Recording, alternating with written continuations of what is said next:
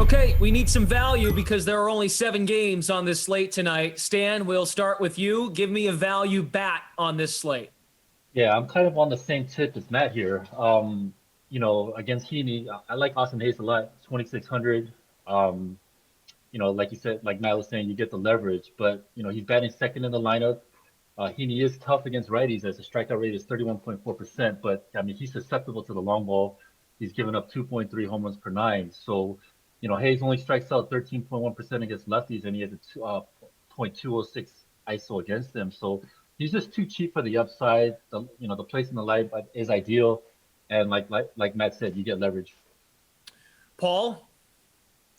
I like Anthony Rizzo, priced at $4,800. He joined the Yankees recently and has continued a red-hot hitting streak of his own. He's got 5 homers in his last 10 games, part of a 13 for 35 stretch overall. That translates to an OPS of 1.3, which is very high. He and his mates have a very favorable matchup tonight against the O's Jorge Lopez, who's been throwing up beach balls, if you consider 67 hits allowed in only 45 innings pitched, as part of a lousy 7.2 ERA in his 45 innings over the last 10 starts. That looks like batting practice numbers to me, so I'm all over that one. Or how about Randy Arozarena at $4,700?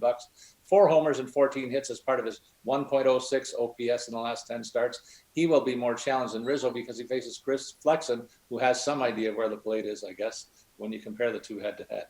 There may be other guys who hit well of late and get favorable matchups tonight, but I think these are the only 2 hot power hitters who get the kind of matchup that points to a continuation of their recent run of success for me.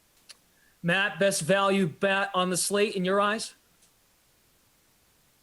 So I think it might be Austin Hayes for me too, but there are a few, so I'll go with someone else there. I do just want to quickly pay lip service to the Giants because if it's cash games, like those are the most underpriced players, even though I do like Taylor Widener. That's just a GPP leverage move. The Giants guys, in particular, Lamont Wade at 3,500, like if in cash games, I think that is the guy to go with. But for tournaments, I actually like the Arizona offense. They did just trade Eduardo Escobar, but Ketel Marte is back from the IL, and he is probably their best hitter. So it's a little bit better of a lineup than what they've had recently.